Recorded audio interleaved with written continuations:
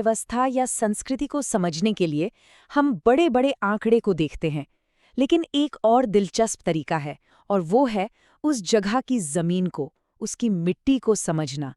तो आज चलिए बिहार की मिट्टी की कहानी के जरिए वहां के जीवन को समझने की एक कोशिश करते हैं।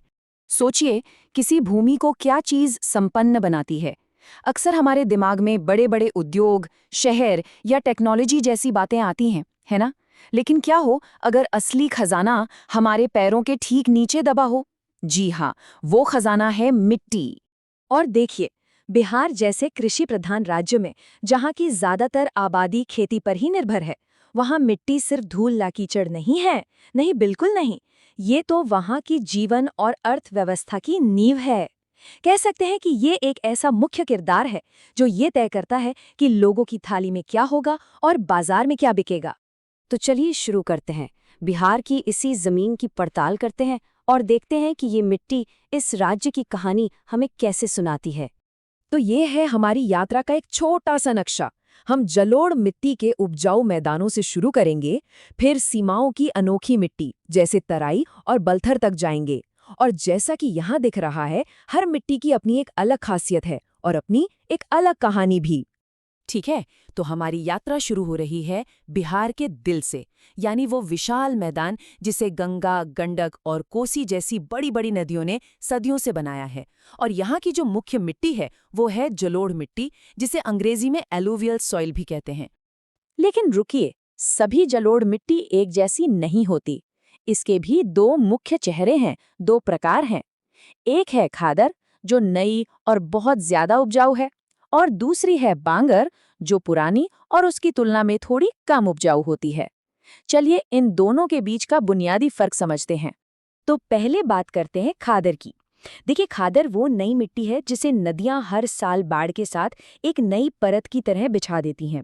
ये पोषक तत्वों का एक तरह से खजाना है, और यही वजह है कि मुजफ्फरपुर, पूर्णिया जैसे इलाकों में गेहूं, धान और गन्ने की इतनी बम्पर पैदावार होती है। ये फसलें सिर्फ लोगों का पेट नहीं भरती, बल्कि सही मायनों में इस क्षेत्र की अर्थव्यवस्था की रीढ़ हैं। अब आते हैं बांगर मिट्टी पर। ये खादर से थोड़ी अलग है। ये नदी के किनारों से दूर, ऊंचे इलाकों में मिलती है। ये पुरानी जलोढ़ मिट्टी है जिसके कण थोड़े मोटे होते हैं, और इसकी उर्वरता भी खादर से कम होती है। इसलिए पटना और गया जैसे क्षेत्रों में मक्का और दालों जैसी फसलें ज्यादा देखने को मिलेंगी, जो वहाँ के स्थानीय खानपान का एक बहुत अहम हिस्सा हैं। चलिए अब मैदानी इलाकों से बिहार की सीमाओं की ओर बढ़ते हैं। यहाँ का मामला थोड़ा अलग है। यहाँ की मिट्टी और जीवन दोनों का अंदाज ही जुदा है। सबसे पहले उत्तर में नेपाल की सीमा से लगे इलाकों की बात करते हैं। यहाँ मिलती है तराई मिट्टी।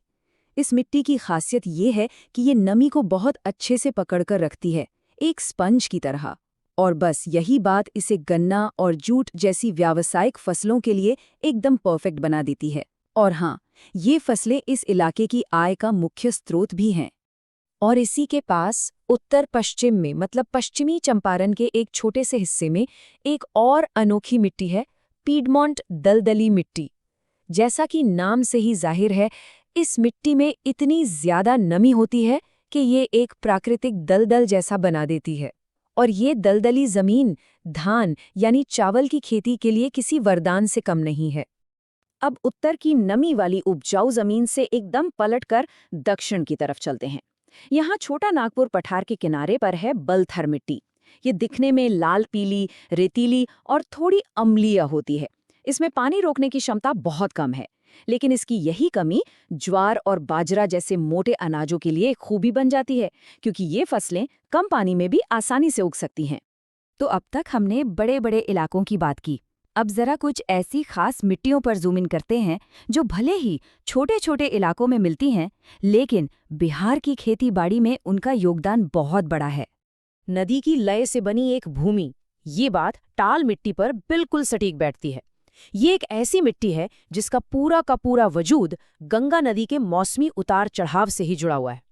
ताल मिट्टी की कहानी ना बड़ी दिलचस्प है। इसके दो मौसम होते हैं। बारिश के मौसम में ये पूरा 8-10 किलोमीटर चौड़ा इलाका पानी में पूरी तरह डूब जाता है, तो खरीफ की फसल तो हो ही नहीं सकती। लेकिन जब बारिश के बाद पानी उतरता है, तो वो अपने पीछे पोषक तत्वों से लबालब भरी मिट्टी छोड़ जाता है। और ये मिट्टी रबी की फसलों के लिए, खासकर दालों के लिए, सोने से कम नहीं होती। चलिए, अब एक ऐसी मिट्टी की बात करते हैं जो अपनी मिठास के लिए जानी जाती है और बिहार को उसके कुछ सबसे प्रसिद्ध और मीठे तोहफे देती है। हम बात कर रहे हैं बलसुंदरी मिट्टी की, और इसकी सबसे बड़ी पहचान क्या है? वो है इसमें मौजूद चूने की मात्रा, 30% से भी ज्यादा। और यही चूना इसे प्राकृतिक रूप से क्षारीय यानी कि एल्कलाइन बना देता है। चूने की यही ज्यादा मात्रा इस मिट्टी का सीक्रेट सॉस है। ये पेड़ों को पोषक तत्व सोखने में मदद करती है, जिससे फलों का स्वाद कई गुना बढ़ जाता है। और बस यही वो वजह है कि मुजफ्फरपुर की मशहूर शाही लीची और भागलपुर के जरदालू आम में वो खास मिठास और खुशबू होती है जो उन्हें पूरी दुनिया में मशहूर करती है। तो देखा, हमने बिहार की कितनी अलग अलग मिट्टियों की यात्रा की। अब जरा इन सभी धागों को एक साथ जोड़कर देखते हैं कि ये जमीन से थाली तक ये पूरी विविधता बिहार की कृषि पहचान को आखिर कैसे आकार देती है। और इस विविधता का परिणाम बिहार की थाली में साफ साफ झलकता है। जहां एक तरफ उपजाऊ मैदान हमें भरपूर अनाज और गन्ना देते हैं, तो वहीं दूसरी तरफ सीमावर्ती क्षेत्र मोटे अनाज और जूट उगाते हैं। और वो जो अनूठे खास इलाके हैं, वहां से हमें मिलते हैं स्वादिष्ट फल और बेहतरीन दालें। तो रेतीली और अम्लीय से लेकर दलदली और उपजाऊ तक मिट्टी की यही अविश्वसनीय विविधता ही बिहार की असली कृषि संपदा का स्रोत है। हर तरह की मिट्टी, चाहे वो कितनी भी मुश्किल क्यों न हो, किसी न किसी फसल को सहारा जरूर देती है, और सब मिलकर बिहार को खेती में इतना समृद्ध बनाती हैं। और अंत में एक बहुत ही महत्वपूर्ण सवाल छोड़ जाते हैं। ये मिट्टी बिहार की एक विरासत है, एक प्राकृतिक धरोहर है। तो सवाल ये है कि भविष्य के लिए इस अनमोल खजाने की रक्षा कैसे की जा सकती है? इस बारे में सोचना आज की सबसे बड़ी जरूरत है।